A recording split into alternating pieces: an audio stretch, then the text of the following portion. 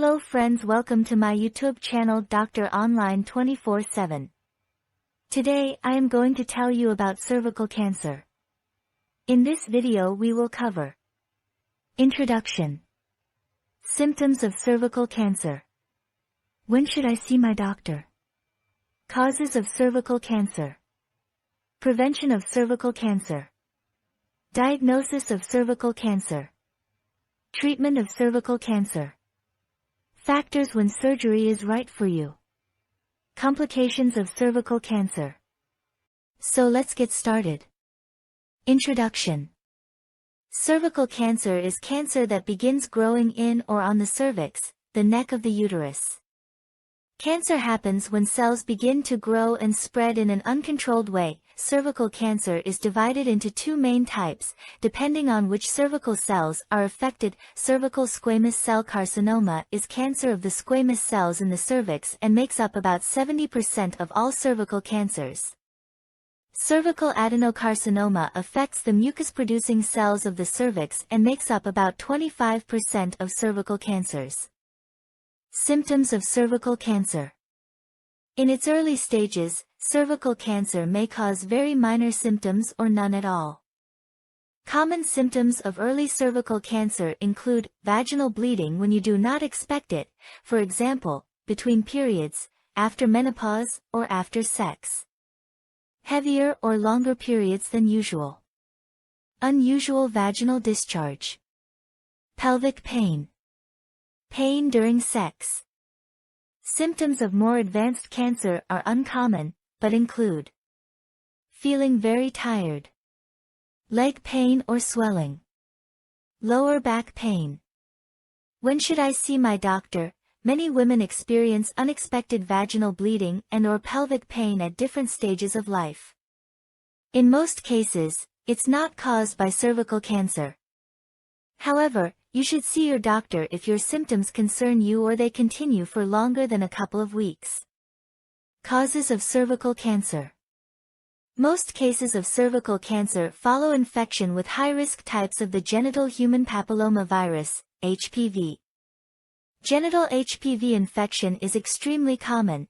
About 4 in 5 people will be infected with at least one type during their lifetimes. Genital HPV is usually passed on during sexual contact with someone who is infected. Most people who get HPV will have no symptoms and the virus will be quickly destroyed by their immune system. In some women, the infection does not clear and can cause changes in the cervix, precancerous changes, which may lead to cancer. These changes happen very slowly, usually over years.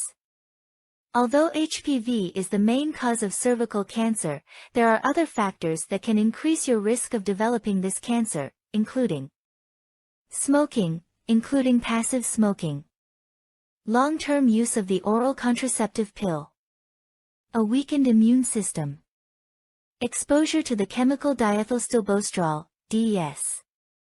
Prevention of cervical cancer. The cervical screening program recommends regular cervical screening tests. These replace Pap smear tests. Cervical screening tests check for high-risk types of HPV in a sample of cells taken from the cervix. This means that any early changes in the cervix that could later lead to cancer can be caught early and treated before they become cancer. Diagnosis of cervical cancer. Some cases of cervical cancer are diagnosed by tests following a positive cervical screening test in women with no symptoms. If you have a positive cervical screening test, or symptoms that could be caused by cervical cancer, your doctor may arrange tests including colposcopy, a procedure in which a specialist doctor looks at your cervix with a magnifying device, similar to binoculars, to look for abnormal cells that could be cancer. Biopsy, which involves removing a sample of your cervix and checking it under a microscope for cancer cells. This can occur during colposcopy. Blood tests to check your kidney and liver function and the state of your general health.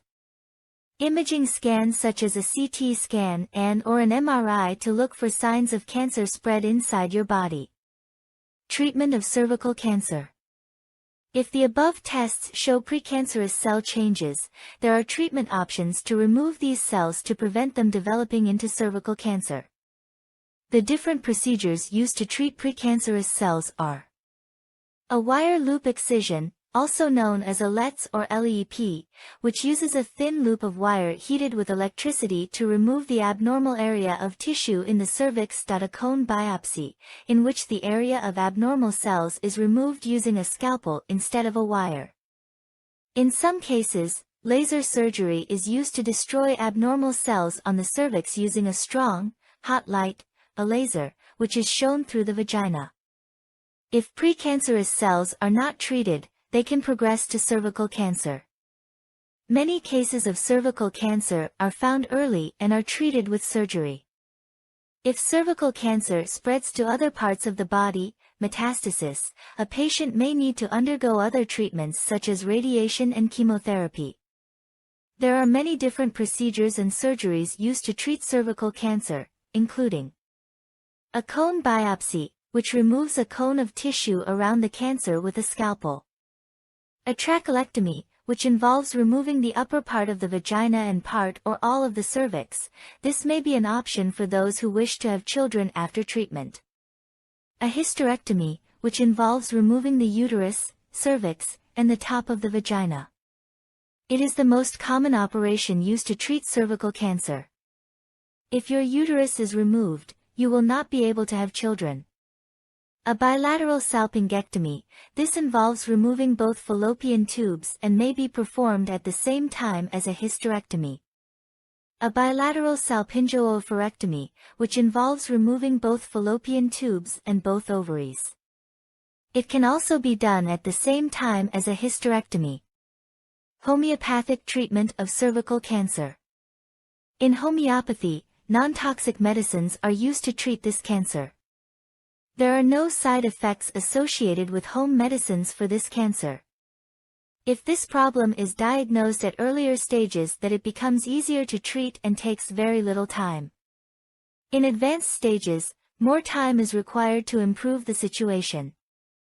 Millefolium, sepia, conium, apis mellifica, nux vomica, carbonate, carcinosinum.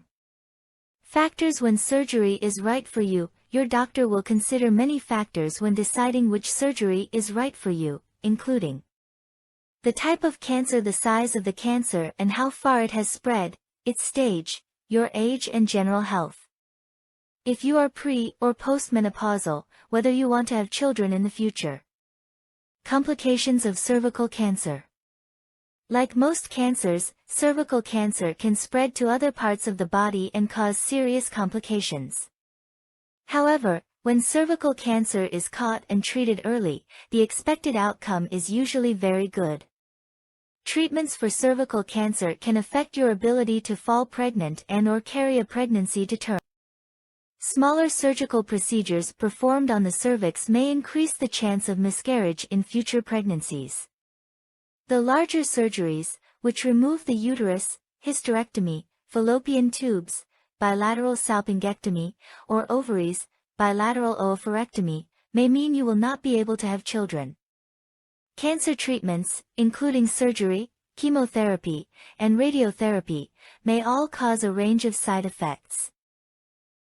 Thanks for watching. Doctor Online 24/7 by Dr. Sana Bawani.